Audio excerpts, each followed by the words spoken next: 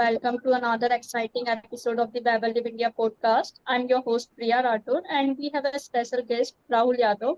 Recently, you have cracked the CAT exam and got IIM Kolkata, and previously you are from IIT Pune, right? So triple I Rahul, से। yeah, can you tell us a bit about yourself, your academic journey, आपके experience जो भी self study के साथ रहे हैं? Okay, सो मैं अपने बारे में बताना शुरू करता हूँ। मैंने अपना 7 से लेकर 12 तक मैंने पढ़ाई जवाहर नवोदय विद्यालय रातीपुर भोपाल से करी थी। 12th वहाँ से ओके करने के बाद 1 साल मैंने कोटा में ड्रॉप लिया था। वहाँ पे 1 साल ड्रॉप लेने के बाद मैंने जेईई मेंस 2019 दिया था, जिसमें मेरे को ट्रिपल आईटी पुणे मिला था। ट्रिपल आईटी पुणे में मेरी सीएससी ब्रांच थी, कंप्यूटर साइंस इंजीनियरिंग। 4 साल वहाँ पढ़ाई करने के बाद चौथे साल में मेरे को O9 सॉल्यूशन से पीपीओ मिला था। और चौथे साल के लास्ट 7 सेमेस्टर में मैंने साथ-साथ कैट के एग्ज़ाम की पढ़ाई करी थी। तो 4 महीने ओके उस टाइम पढ़ने के बाद मैंने कैट दिया था 2022 में। और जब तक मेरा पीपीओ आया था तब तक मेरा कैट का रिज़ल्ट भी आ गया था। पीपीओ छोड़कर मैंने कैट चुनना सोचा, बेहतर समझा। तो उसके बाद मुझे आईआईएम कलकत्ता मिला। मेरे 17 में से 16 आईआईएम कॉल्स थे। अहमदाबाद छोड़ के मेरे को सभी आईआईएम का तो कॉल आया था। और बैंगलोर नहीं हुआ मेरा इंटरव्यू कन्वर्ट, बट उसके अलावा मेरे सारे इंटरव्यू कन्वर्ट हुए थे और कलकत्ता मेरे लिए बेस्ट ऑप्शन था, तो मैं कलकत्ता चुना और अभी करंटली मैं टर्म 1 में हूँ कलकत्ता में। ओके। तो जैसे कि आपने मुझे बताया कि आपने ये सारी अचीवमेंट्स जो है आपने मिला है आपको, तो आपका जो रूटीन रहता था, जो भी आपका कोर्स वर्क रहता था, इसके साथ आप अपनी सेल्फ स्टडी के लिए कैसे मोटिवेटेड रहते थे? देखिए, सेल्फ स्टडी की सीधी बात है कि सेल्फ स्टडी आप अपने हिसाब से करते हो। तो उसके लिए आपको कोई स्ट्रक्चर नहीं बनाना पड़ता, आप अपने हिसाब से अपनी सेल्फ स्टडी प्लान कर सकते हो। मेरे लास्ट सेमेस्टर में अगर मैं कैट का एग्जांपल लूँ, जो एकदम रीसेंट है, तो मैं ये करता था कि रोज़ सुबह जाता था कॉलेज, पूरा अपना टर्म ओके वहाँ पे कंप्लीट करता था और मैं कोशिश करता था कि मुझे कैट के लिए पढ़ना है, जो कि मेरे लिए एक एक्स्ट्रा पढ़ाई है, बाकी लोगों के लिए नहीं है। तो मैं हमेशा ट्राई करता था कि मैं अपने कॉलेज में इतना ध्यान दूँ क्लास में कि मेरे को उस चीज़ को आके रिवाइज़ ना करना पड़े। उस चीज़ को मुझे देखना ना पड़े। मैं कॉलेज 7th टर्म में मैं कॉलेज में बस एग्ज़ाम से पहले पढ़ता था। मेरा मेन फ़ोकस कैट पे था और मैं कोशिश करता था कि कैट के लिए मेरे पास एटलीस्ट 3 घंटे हों रोज़। और उन 3 घंटे में मैं मतलब ये हर इंसान पे डिपेंड करता है कि वो कैसे पढ़ना चाहता है। बट जैसे मैं अपना रूटीन ये बनाता था कि उस 3 घंटे में मैं सबसे ज़्यादा फ़ोकस करता था वीएआरसी, जो कि वर्बल का सब्जेक्ट होता है कैट में। कैट में बेसिकली 3 सब्जेक्ट आते हैं, वीएआरसी, क्वांटिटेटिव और लॉजिकल रीज़निंग। तो मैं सबसे ज़्यादा फ़ोकस ओके वीएआरसी पे करता था, बिकॉज़ वीएआरसी मैंने जो निकाला था अपना कैलकुलेशन से कि वीएआरसी बहुत इंपॉर्टेंट सब्जेक्ट भी है और वो बहुत स्कोरिंग सब्जेक्ट भी है, क्योंकि कम टाइम में आपको ज़्यादा स्कोर आ सकता है वीएआरसी में। तो मैं कोशिश करता था कि ओके वीएआरसी में रोज़ पढूँ। और क्योंकि मेरा मैथ्स और लॉजिकल अच्छा था, तो मैं अल्टरनेट डेज़ पे मैथ्स और लॉजिकल अपना सेल्फ स्टडी में इम्प्लॉय करता था। ओके।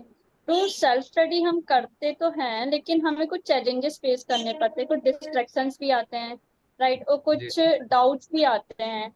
तो आपको अगर कोई डाउट आता था तो आप कैसे इसे क्लियर करते थे? सबसे पहले अगर मेरे को कोई डाउट आता था, मैं कोशिश करता था कि अगर किसी भी टॉपिक से रिलेटेड डाउट आया है मुझे, तो मैं कोशिश करता था कि उस टॉपिक की पूरी थरो रिसर्च करूँ नेट पे, क्योंकि आजकल नेट पे सब मिल जाता है। आप अपना फ़ोन खोला, आपको इंटरनेट पे सब मिल जाएगा। यूट्यूब एक ऐसा प्लेटफ़ॉर्म है जहाँ आपको कुछ भी ऐसा नहीं है कि यूट्यूब पे नहीं है वो आज के टाइम पे। तो मैं पहले कोशिश करता कि मैं पूरी थरो रिसर्च करूँ और अपना टाइम दूँ उसको। अगर मेरे को लगता था कि वो चीज़ ज़्यादा समय ले रही है, तो मैं किसी ऐसे इंसान को अप्रोच करता था जो वो चीज़ कर चुका है या जो वो चीज़ कर रहा है। तो अगर वो मुझे हेल्प कर पाता था, तो उससे मेरे 99% ऑफ द डाउट्स मेरे हमेशा क्लियर हो जाते थे। और मैं यही बोलूँगा कि अगर आप सेल्फ स्टडी कर रहे हो, तो आज के टाइम पे आपके फ़ोन में इतनी पावर है कि आप किसी से भी कनेक्ट कर सकते हो आप खुद को। तो आप अपने फ़ोन को एक गुड कनेक्शन डिवाइस की तरह यूज़ करें, अपने क कनेक्शंस अच्छे रखें, अच्छे लोगों से बात करें। वो आपकी हमेशा हेल्प करेंगे और आपको हमेशा बताएँगे कि ड सही डायरेक्शन क्या होती है सेल्फ स्टडी के टाइम पे, क्योंकि Okay, तो सेल्फ आपके स्टडी सिर्फ। अकॉर्डिंग आपके पास आपका कोई मेंटोर था क्या? मेंटोर्स हाँ जी, थे? मेरे पास बिल्कुल मेरे मेंटर थे। मेरे जो सीनियर थे मेरे ही कॉलेज में, ट्रिपल आईटी पुणे में, उन्होंने 1 साल पहले कैट क्रैक किया था, तो मैं उनसे पूरी गाइड लेता पूरा मेंटरशिप लेता था उनसे मैं। ओके तो क्योंकि जब आप सेल्फ स्टडी करते हो तो आपको खुद को अपने आप को एक डायरेक्शन देनी पड़ती है। आप आप अपने आप को गलत डायरेक्शन नहीं दे सकते सेल्फ स्टडी के टाइम पे, इसलिए आपके पास हमेशा एक मेंटर होना चाहिए। ओके। तो आपका जो ये अनएक्सपेक्टेड पॉजिटिव जो आउटकम्स आए हैं, तो इसमें आपके कुछ यूनिक स्टडी अप्रोच या कुछ टेक्निक्स रही होगी सेल्फ स्टडी में, तो आप क्या शेयर करेंगे उसे? हाँ, बिल्कुल। जैसे एक तरीका जो मैं हमेशा यूज़ करता हूँ आज भी, अभी भी मैं अपने एग्ज़ाम से पहले जो मेरे मिड टर्म्स कुछ महीने पहले ही खत अभी कुछ हफ़्ते पहले मेरे मिड टर्म्स खत्म हुए हैं, आईआईएम कलकत्ता में। उसमें भी मैं यही चीज़ यूज़ करता हूँ कि आपका अगर आप कोई टॉपिक रिवाइज़ कर रहे हो, तो टॉपिक रिवाइज़ करने के लिए कभी भी बुक खोल के मत बैठो वापस कि पूरा टॉपिक वापस साथ में पढ़ रहे हैं। नहीं, नहीं। आप एक काम करो कि आप एक पेज लो, उस पेज को 2 हिस्सों में बाँटो, 2/3 पार्ट ऊपर और 1/3 पार्ट नीचे। उस पेज को डिवाइड करने के बाद आप ऊपर के 2/3 पार्ट में आपको जो याद है वो सब लिख दो, जितना भी आता है सब लिख दो। नीचे जो आपने 1/3 पार्ट बाँटा है उसको फिर 2 हिस्सों में बाँटो। आपको लेफ्ट की तरफ वो लिखना है जो आप भूल गए। आपने पूरा ऊपर 2/3 पार्ट में लिखा जितना आपको आता था, उसके बाद आपने बुक खोली। अब 1/3 पार्ट के जो लेफ्ट वाला पोर्शन है, जो आपने 1/3 पार्ट को हाफ डिवाइड किया है, उसके लेफ्ट पोर्शन में आप वो सारी चीज़ें लिखोगे जो आप भूल गए, जो आपको याद नहीं रही पढ़ने के बाद। और जो राइट वाला पार्ट बचता है उसमें आप उन दोनों सेक्शन का समरी करके लिखोगे कि ये इम्पोर्टेंट है। इससे आपका पूरा रिवीजन हो जाएगा। मैं मेरे लिए ये ट्रिक हमेशा काम करी है। जेईई मेंस में, 12th में, कैट में आज भी काम करती है मेरे लिए ये ट्रिक। ओके। तो आपके अकॉर्डिंग राहुल, आप मुझे ये बताओगे कि ऑनलाइन स्टडी, ऑफलाइन स्टडी और क्लासरूम स्टडी को अगर हम कंपेयर करें, तो इसमें हम कैसे बता सकते हैं कि कौन सी ज्यादा बेटर है? देखिए, मेरा मानना तो ये है कि ऑफ़लाइन स्टडी हमेशा अच्छी होती है क्योंकि उसमें डिस्ट्रैक्शन सबसे कम होता है। अगर आप सेल्फ ओके। स्टडी की बात करोगे, तो अगर आप यूट्यूब से पढ़ रहे हो, तो मैं ये कहूँगा कि यूट्यूब की वो वीडियो डाउनलोड कर लो और अपना मोबाइल डेटा ऑफ करके बैठ जाओ। जब 1 घंटा अगर आप पढ़ रहे हो, तो उस 1 घंटा आपका मोबाइल डेटा ऑन नहीं होना चाहिए। उस 1 घंटे आप बस पढ़ रहे हो, आपको ये ध्यान होना चाहिए। और ऑनलाइन स्टडी में ये होता है कि डिस्ट्रैक्शन बहुत ईज़ी है आप आज के टाइम पे। तो मैं अगर सेल्फ स्टडी कर रहा हूँ, तो मैं प्रेफ़र ये करूँगा या तो मैं बुक से पढूँ, एकांत में, अकेले बैठ के। और या फिर अगर मैं किसी ग्रुप में पढ़ रहा हूँ, तो मैं ये मेक श्योर करता था कि अगर ग्रुप में पढ़ रहे हैं, तो हम सेम चीज़ पढ़ रहे हैं। अगर उन्हें कुछ और पढ़ना है, तो मैं अपना अलग पढ़ूँगा और अगर उन्हें मुझसे कोई डाउट पूछना है, तो मैं बताऊँगा। अगर मुझे उनसे कुछ पूछना है, तो मैं उनके पास जाऊँगा। मगर आप ये मेक श्योर करें कि जब आप पढ़ रहे हैं, तो आपके पास कम से कम डिस्ट्रैक्शंस हो, ताकि आप जो पढ़ें, वो सबसे ज़्यादा आपके दिमाग में रहे।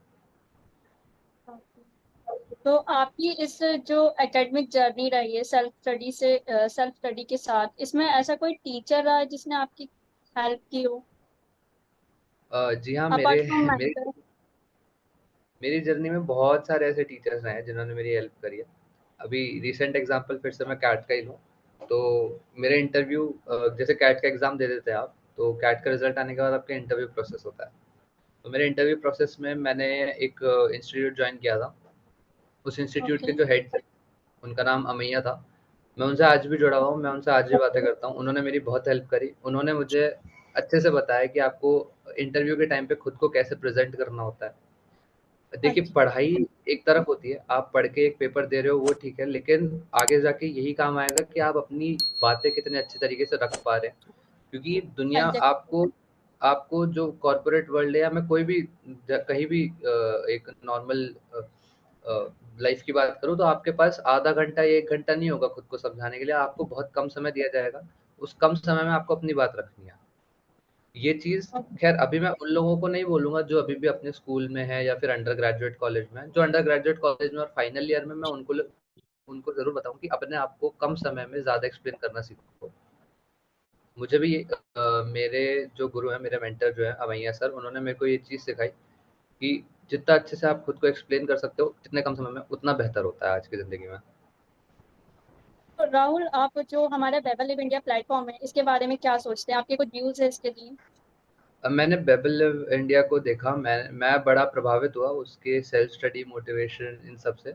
और मुझे लगता है कि आप लोग एक सही डायरेक्शन देने की कोशिश कर रहे हो उन बच्चों को जिनके पास प्रॉपर गाइडेंस नहीं है, या फिर हाफ ऑफ द गाइडेंस है। और मैं चाहूँगा कि आप और ग्रो करें, और इसमें मेरा जितना सपोर्ट हो सकेगा मैं वो भी करना चाहूँगा।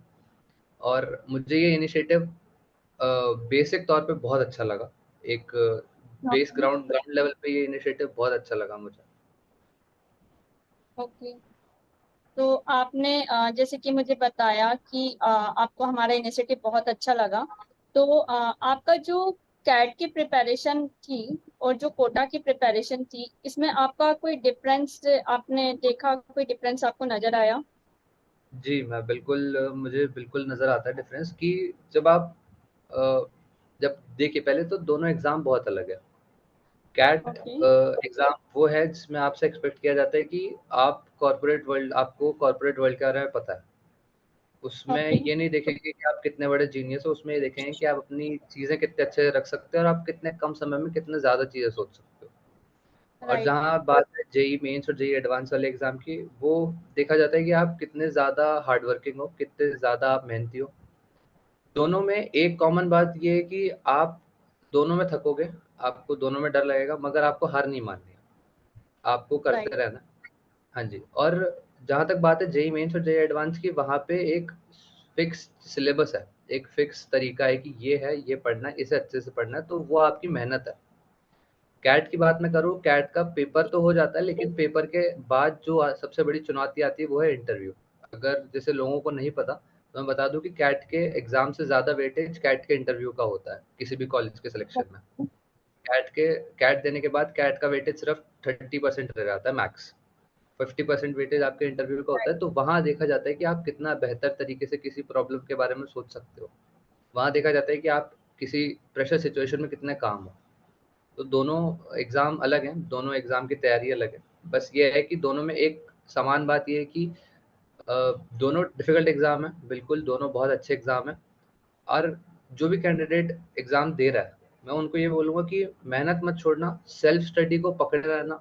आप जितना खुद को एक टॉपिक अच्छे से एक्सप्लेन कर पाओगे, जब तक आप खुद को एक टॉपिक एक्सप्लेन कर पा रहे, तब तक एग्ज़ाम आपकी राइट। मुट्ठी में। ओके। ओके। तो Rahul, thank you so much, आपने आपका ये कीमती वक्त दिया, आपका जो जी, वैल्यूबल फीडबैक रहा हमारे लिए। आप जी, आगे भी जी। इसी तरह हमारे से बने रहिएगा, हमारे वेबल लिव इंडिया के साथ। बिल्कुल। तो thank you so much Rahul. Thank you.